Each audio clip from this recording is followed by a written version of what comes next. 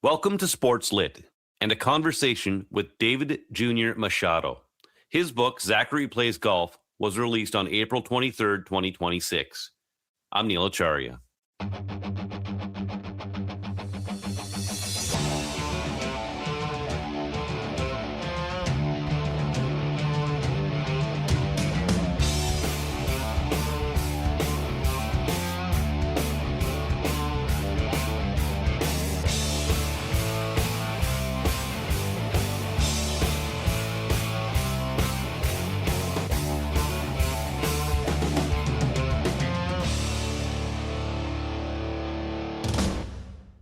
It's probably well past the time where we talk about how the digital age has removed the traditional filters that once existed in industries.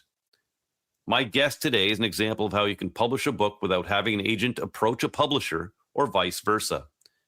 David Jr. Machado is a floor director at CBC. He had no experience in writing, but decided he would try it out of necessity. He wanted a rhyming golf-themed book for his toddler, and he couldn't find one. So he made one, and so born was Zachary Plays Golf. The title character is named after his son. David is a welcome guest because he's an outsider, and he can give us a glimpse of the DIY version of getting your words out there. This is our second golf-based book this season, which doubles the number we've done to date. You can check out a conversation with Canadian golf pro Richard Zokol in our previous episode, and in Season 8, Episode 13 from 2024, there's another conversation, this one with Michael Cochran about George S. Lyon, the Canadian gold medal winning golfer from the 1904 Olympic Games. Before we talk to Machado about his self-published release, I would like to remind you that you can purchase this book and any of the books we've covered in 10 seasons by clicking on the Amazon link on our website, sportslit.ca. You can also listen to all of our previous episodes there and this one. And also an update, SportsLit is now available on YouTube. SportsLit was also recently featured in BNN's Business of Sports newsletter, published on June 10th. So now it's time to have another informed conversation. Shall we?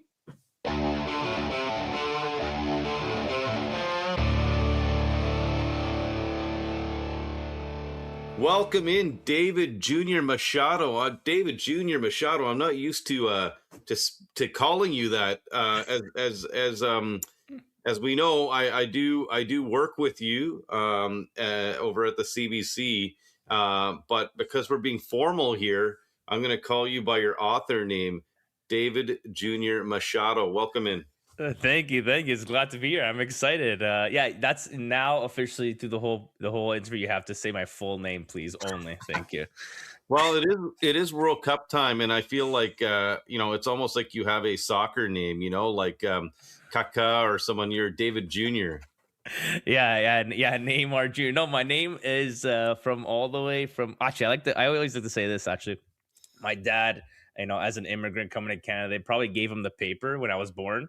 And then it was to fill in my name, but he actually ended up filling up his own name. And then after the doc's like, not you, sir. And then after okay, got you. And you just put Junior at the end. And then that was that.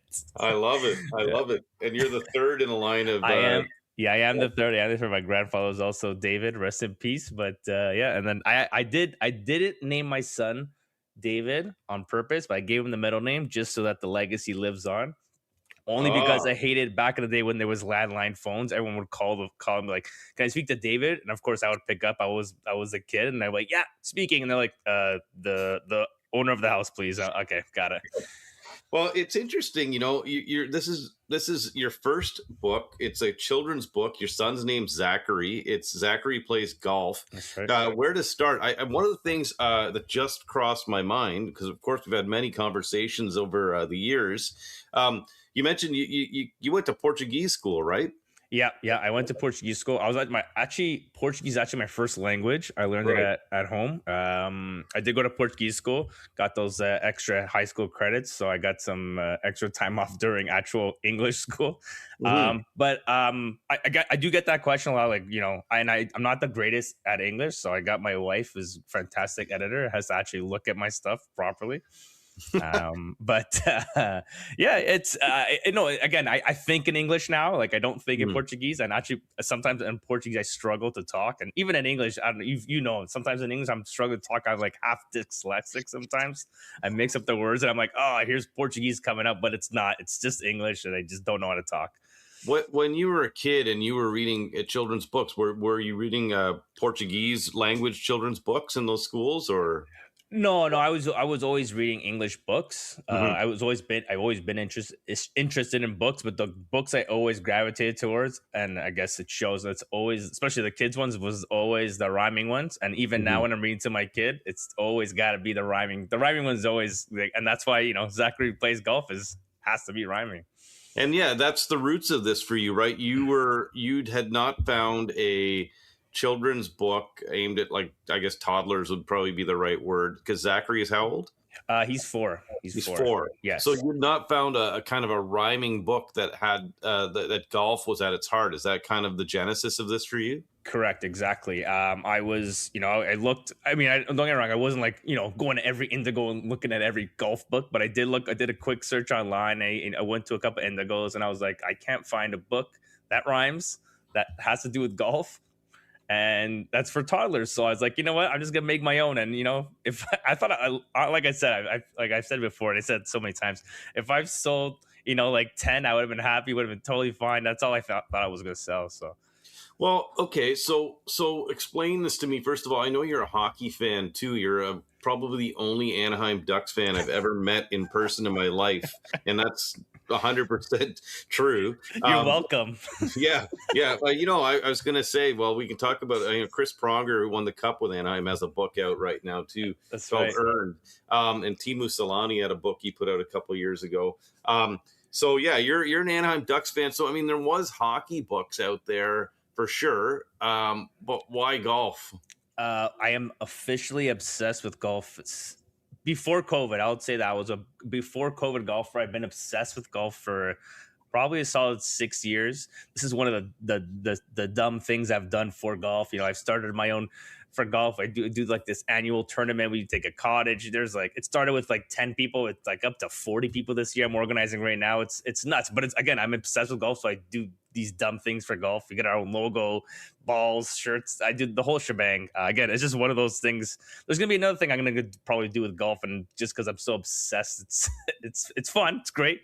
I love the hockey too, and I'll give you guys the first sneak peek here. The hockey one's coming.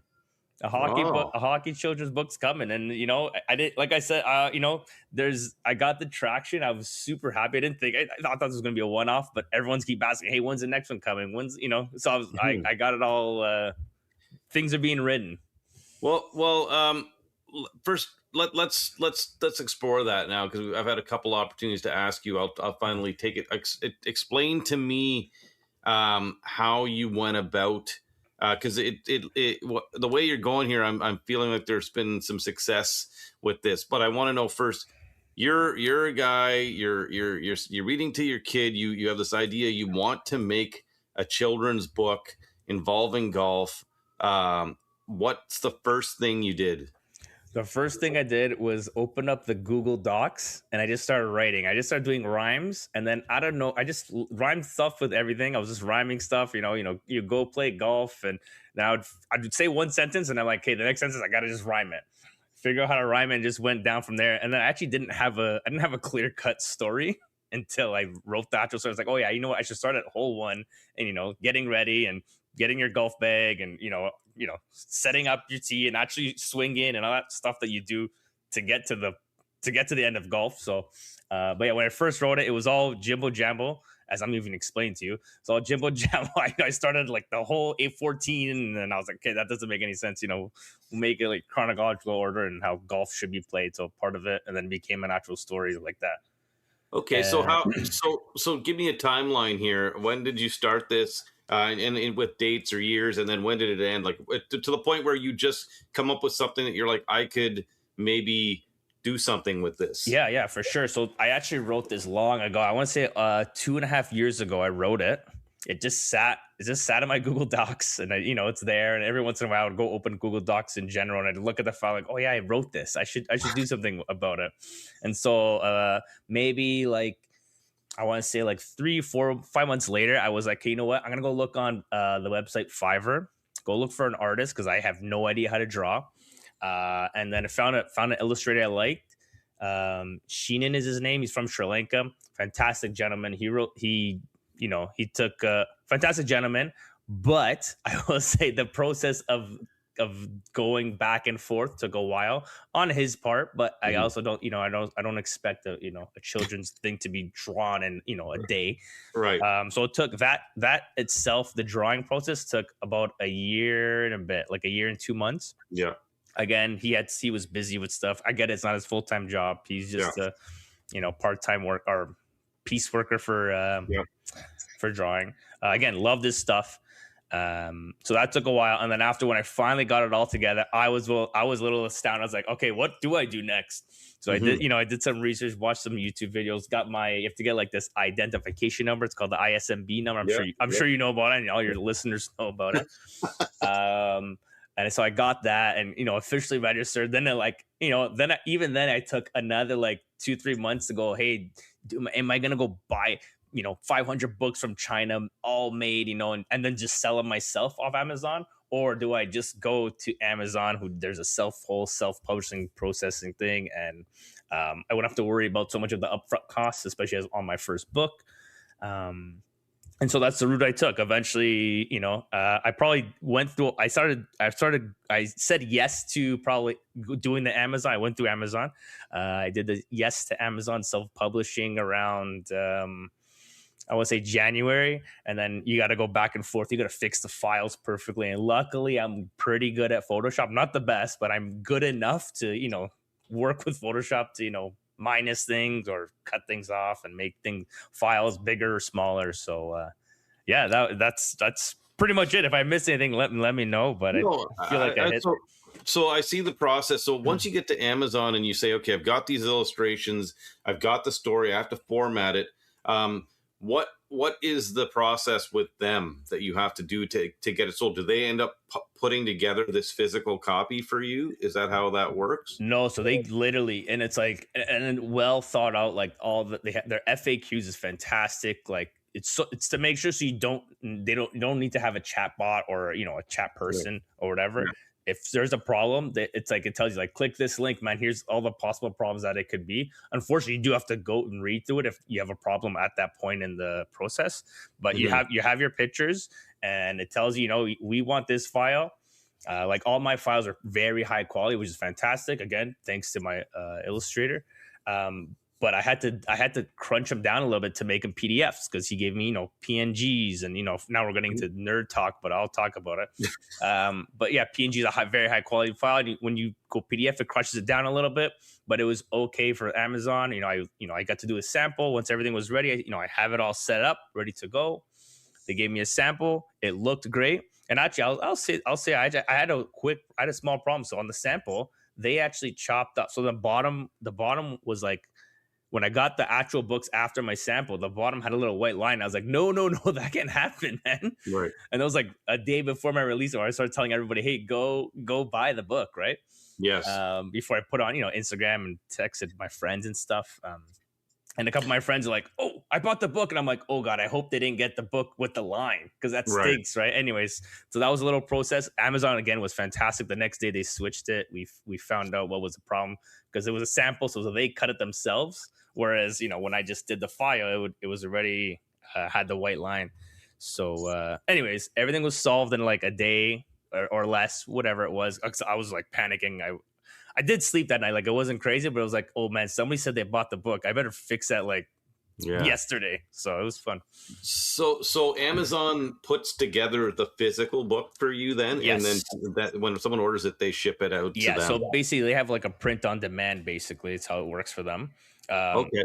Yeah. So then I'll get like a very small cut out of that. But I realized doing research on publishing, publishers take the exact same big cut from authors. Again, I'm not doing it for the money, but it's just to show you the difference and the less headache I have. I would have there's I got Jolly Jumpers behind me and all that stuff, and there'd be another 500 books just laying there behind me in my basement if that was the case too. So Right. it's another weight off my shoulders. If I get to that point, I don't mind getting there, and I feel like I'm on this train now. I just have to keep the wheels going and the coal thrown into the train.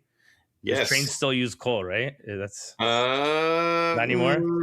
That's too old. There's some out there, I'm sure. Okay. So okay, aside from your own personal time into this, I mean, what were the actual costs for you to get to the point where you could sell? Yeah. So obviously the biggest cost for me was just the illustrator. The illustrator was, going back and forth was around $500 to $600. Mm-hmm. So, cost effective considering the price, which was obviously what I was aiming for. My first time, I was just a book. I thought I was going to make 2 copies and, give one to my niece and one to Zachary. Right. We did that. That was the biggest cost. And then just registering the book on the database to get the barcode. It was I think it was like $20 or $25. So that was like my real cost. That's about it.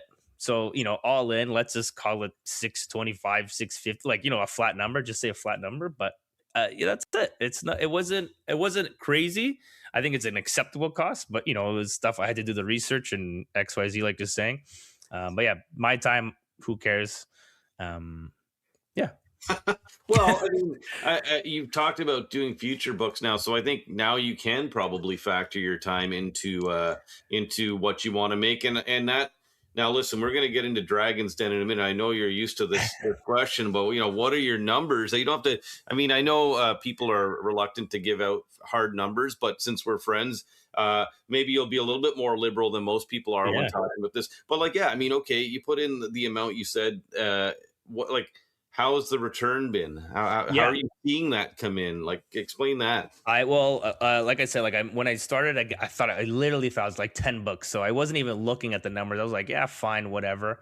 On Amazon, the one cool thing I will say, I won't mention, the one cool thing you can do is on, Amazon has a .ca, a .uk. They got every single country in the world.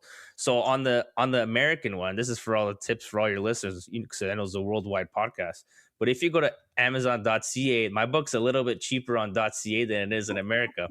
Only because I took a little cut cost, because I thought most of my friends, I was told most of my friends, hey, you guys go on Amazon, it'll be a little cheaper than buying on Amazon.com. So make sure you're on Amazon.ca. Again, small things like that. But versus what I would make per book, I make around again, depending the country and all that stuff, it's like $1.80 to like $2. Let's call it $2. It's like a little bit more than $2, but let's just call it $2 flat. Mm-hmm.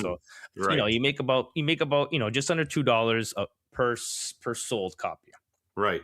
So that's how it goes. Yeah, and that's how it goes. And that's how it goes. And you've been selling it for a couple of months now. So the release was in. How long have you been selling it for? Right? Yeah. So I released it in April, but I never told anybody to go buy it yet. I just wanted to see what would happen. I wanted to buy my own copies first, and like I said, I got too excited, pulled the trigger. I was like, okay, don't worry, I bought myself 20 copies, to give away. I was gonna give it away to schools and presents for kids. But the problem is, all my friends who have kids all bought the book, so I can't track who bought the book, so I can't give them the book away as a present anymore. So now I got all these books that I got to give away for free to library, which I was going to do anyways. But what does it sell for? What does it sell for? It's on for $13 Canadian, I think, and then I think it translates to $13 American as well. Yeah, or 12. I can't even remember. It doesn't matter. I guess I was very just looked at the numbers and I was like, oh yeah, there you go.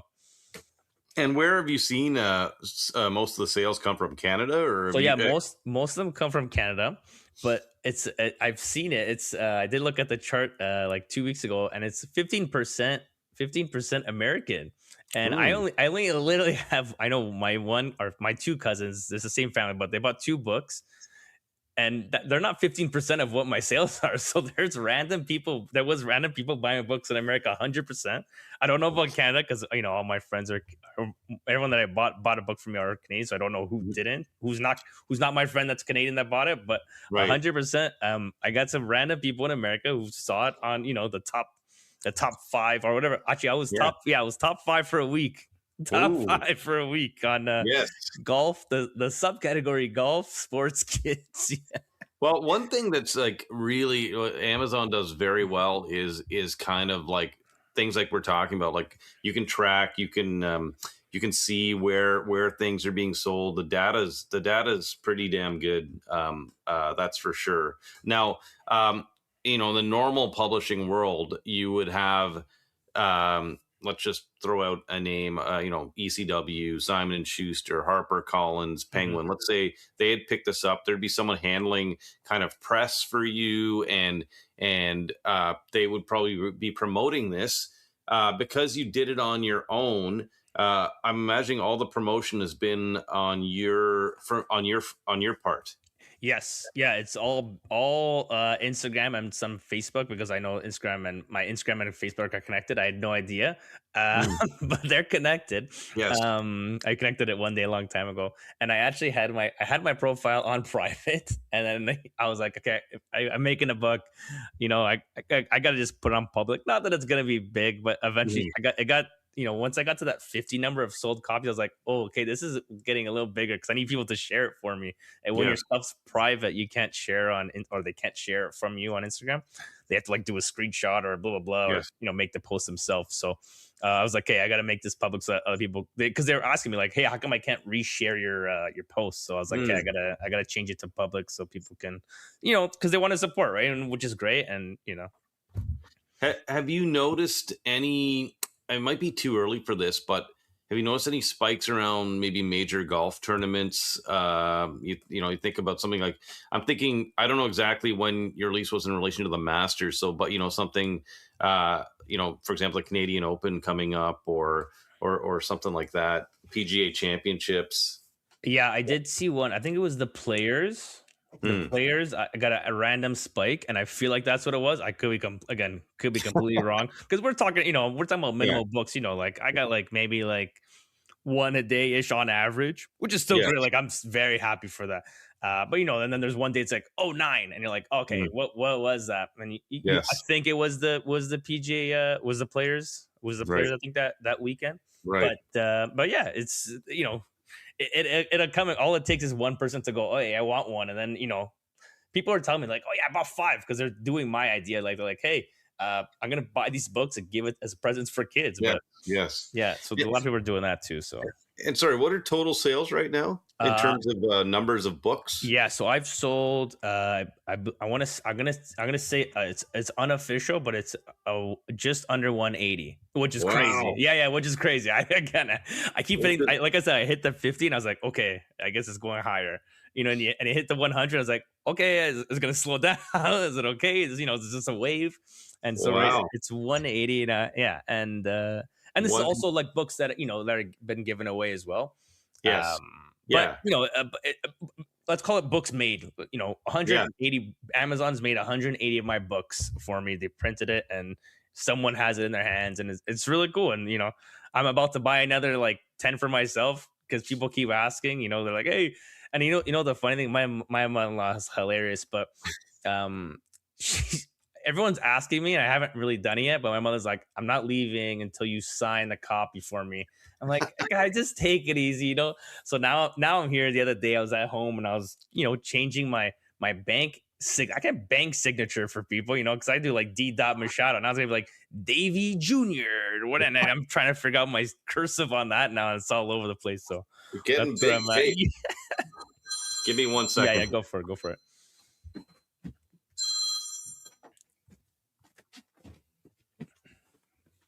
Gonna have to edit that part out. Okay. I'm gonna count myself back in here.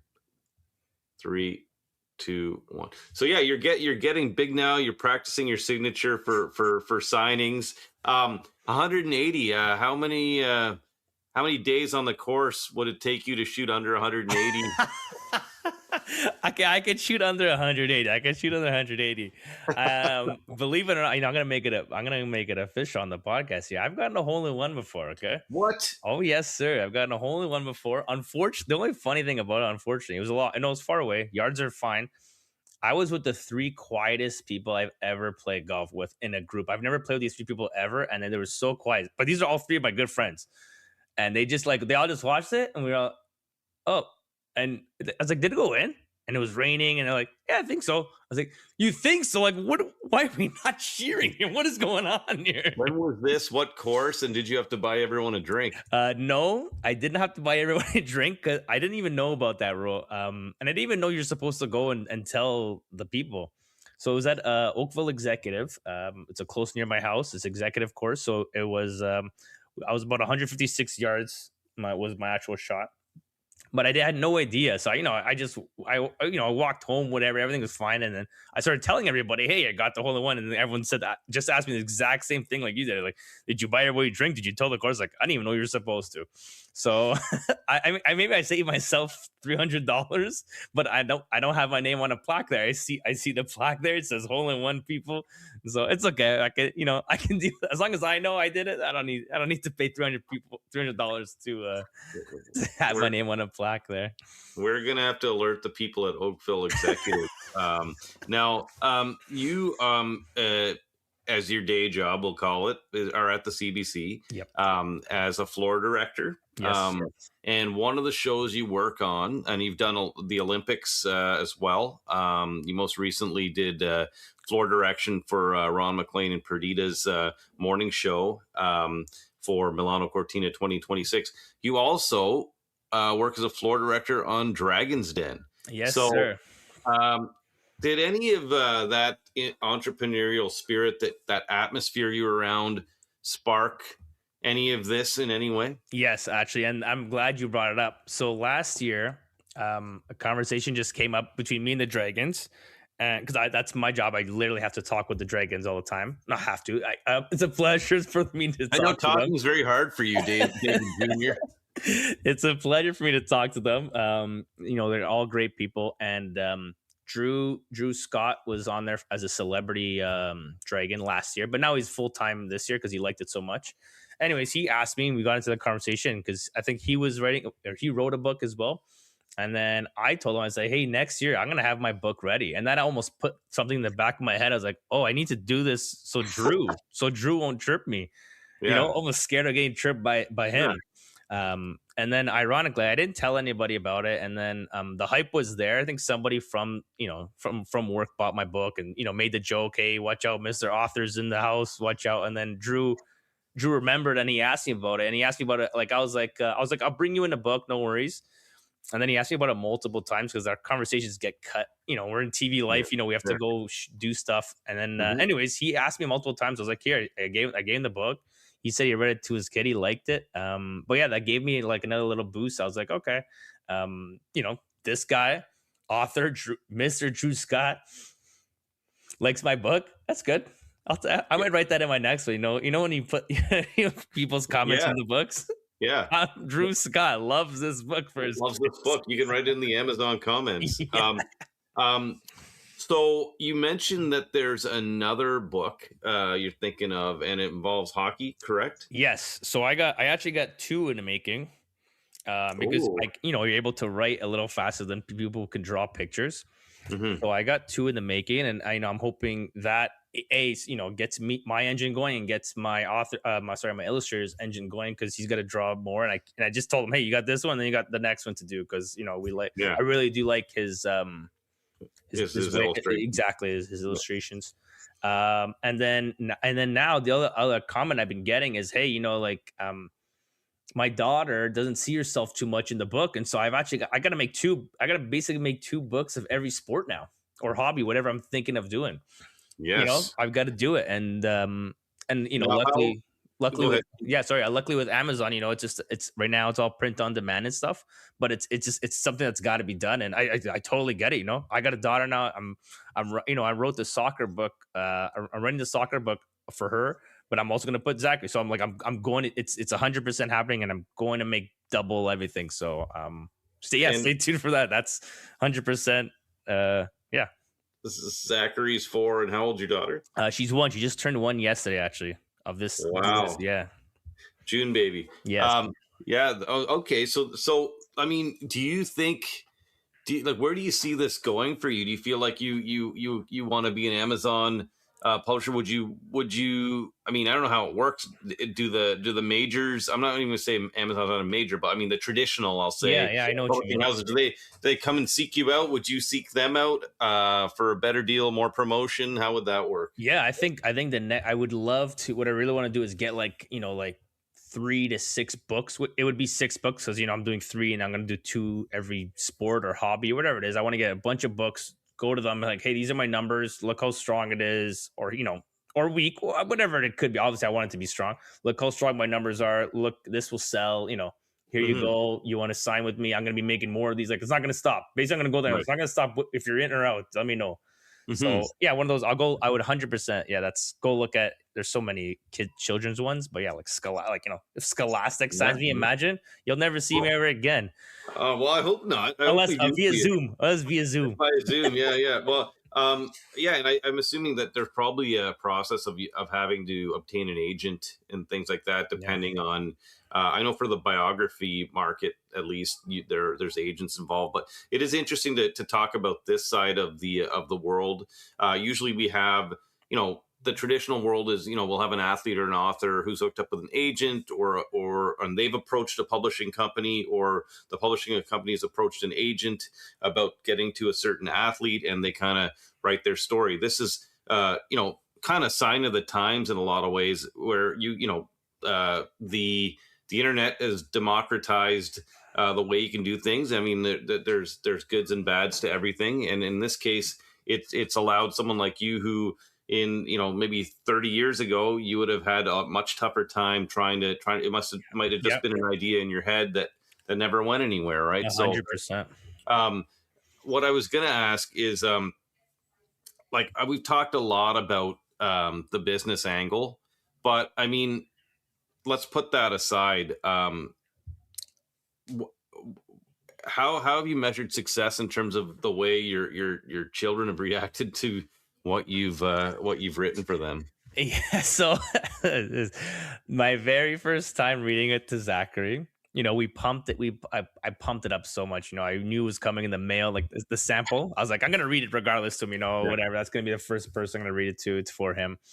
And his reaction was so low. He was like, "Oh, cool, whatever." And I was like, "Oh man, like he even liked this book. This book is for you, man." But I will say, so when we did get the whole bunch of copies, I got like 20 copies in the beginning, to check it out and see what, to give it away and all that stuff. He was like, "Hey, what are we doing? What are we doing with these copies? Are we selling these copies? Like, is this to make money?" And I was like, "Okay, yeah, people will give us money for the book, because I would, some people that want to buy it off me, I just give $10, and obviously it's cheaper on Amazon. They get it from me and all that fun stuff." But he's more excited about selling the books than actually reading the book. Yeah. So we got I'm making an entrepreneur up here, maybe, because this guy, everybody would come over to our house, because most people were coming over and they would take a book, but again, aunts, uncles and stuff. Right. Anybody new that came over, he'd be like, "Hey, did you buy one of my books?" Didn't care to read it with them. Wow. No, he'd be like, "Did you buy one of my books?" So he would.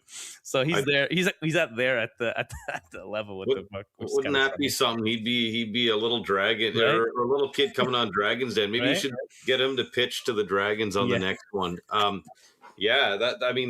That's super interesting. Do you now, in terms of sport, the World Cup, you're a huge soccer fan. Yes, sir. So how do you feel about the World Cup coming to your hometown? And be honest. Yeah, I think it's going to be great.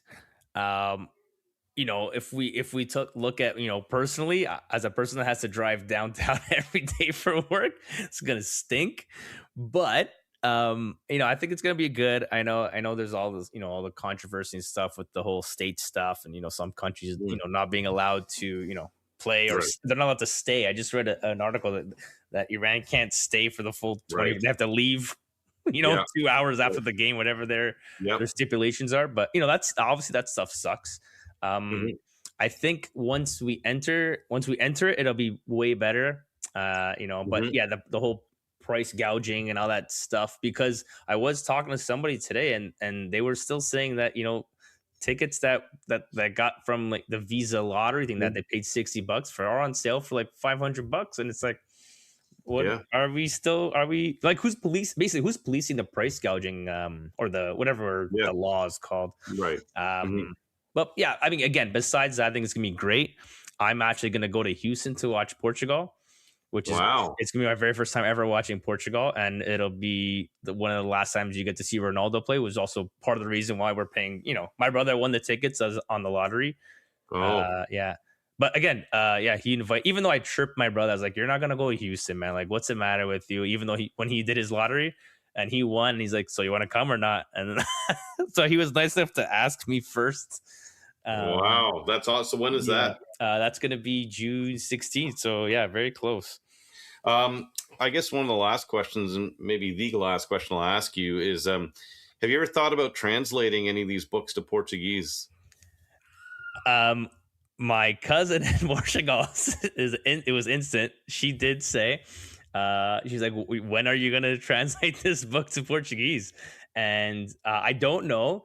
I don't know if it's very viable if I do, because then it's another copy of another book. I don't know how Amazon. I do have to something I have to explore, because it's something I have to see. If it's like a whole new listing, or they can just choose, hey, Portuguese or whatever language they can change it to. I feel like there could be some lost in translation. Things that rhyme in English may not rhyme in That's Portuguese. the thing. It's, as I say, it's a whole new book, right? Like, that's a whole. I got to sit down and write a whole new thing, because the language is so different. Par and golf are not going to rhyme very well. Par. Well, well, I'll say I did notice your humor early on when you said in the book you tell the whoever reads it to point to their handicap, and then there's like 20, and you're like, to show your child your handicap, this is it. This is So the one. I could Small writing. I could see the authorship in there. I'm glad you didn't lose sight of your humor Yeah. in the process. Well, that So I was. will. Can I interject? Why I did that? So Amazon has a minimum book page number. Mm. So I was like, what am I gonna write? I already did a dedication. I already did another half dedication. I gotta do something else. So I I went to see, like, the kids' books always have this book belongs to, and I was like, it's too empty. It needs something else. So that was yeah. I'm What's glad you noticed. That's me right there. Well, it is you. What is the? I've worked with you enough to and seen your interactions to know that was definitely right, you. And how many pages is the minimum? It's 24. Mm. Yeah, you have 24 pages inside the book, obviously not including the front and the back. So you have 24. And yeah, and that's the part of the rules. That was something that took me a couple times to figure out what was not working. Why was Amazon not accepting? And again, like I said, it sucks. But if anybody needs help with Amazon books now, I can help you. I know exactly what to do now. I feel like I'm an expert now. Well, yeah. I mean, you have your. Why don't you tell everyone your social media handle where they can, and then where they can. I guess, do they just Google Zachary Plays Golf? Yeah, And then yeah. If you want to, everyone want to chat with me, or hit me up on the Instagram is the best place to get me at Davy JR, and then the number 9. So at Davy Junior 9. And yeah, just search up on Amazon or Google. It comes up. I've tested out a billion times. Zachary Plays Golf. It should be the first one you see. Little kid with the little golf ball in his hand and a little golf club above his head, and that's the one you click add to cart to. well said, David Machado, David Junior Machado. Thank you for your time today. No, thank you. It's great. I hope everybody subscribes more, and then I hope yeah, we just subscribed, right? Just subscribe. Yeah. Everyone should just subscribe and donate to the podcast. Right? Yeah, something like that. Click the link. What do you say? Click the link below or on top on the side? I'm not. Thank you. That's the most promotion in 10 seasons we've ever done. So thank you for that. Maybe I'll hire you for that, because it's not my strong point. But No, I mean, I can relate in a lot of ways because on our website you can buy David's book as well, because we have an Amazon link on our site that you can love buy it. any of the books we've had over 10 seasons. And this has been actually one of the most unique conversations we've had, and it's the reason I wanted you on is because it's really looking at the other side of the coin. So much of the time we're dealing with the establishment. This time it's someone who's kind of taken it upon themselves, and that's what makes all of this so dynamic and interesting. So thank you for letting us peek behind the curtain, and we appreciate your time. Yeah, thank you. No, it was great. I had a blast. I'll do it again. Every time I write a book, I have to come back. It's clearly what Well, needs to happen.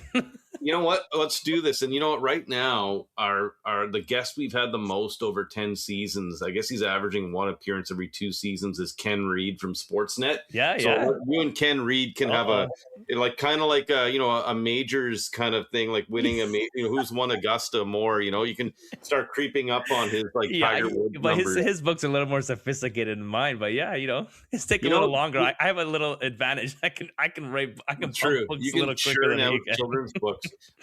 Yeah, well, the next time we'll ask you about the children's book market because I think that's really interesting too. And by the way, I think Ken Reed will be the first guy to tell you he does not write sophisticated books, nor does he want to. He wants to write books like he's sitting right next to you and Sure, just chatting like we are now. sure. So thank you for a game, and we'll I'm sure we'll run into each other in the halls at work, and I'll have to pick up a book off of you. Yes, yes, we will. Thank you so much. I appreciate it. Thank you.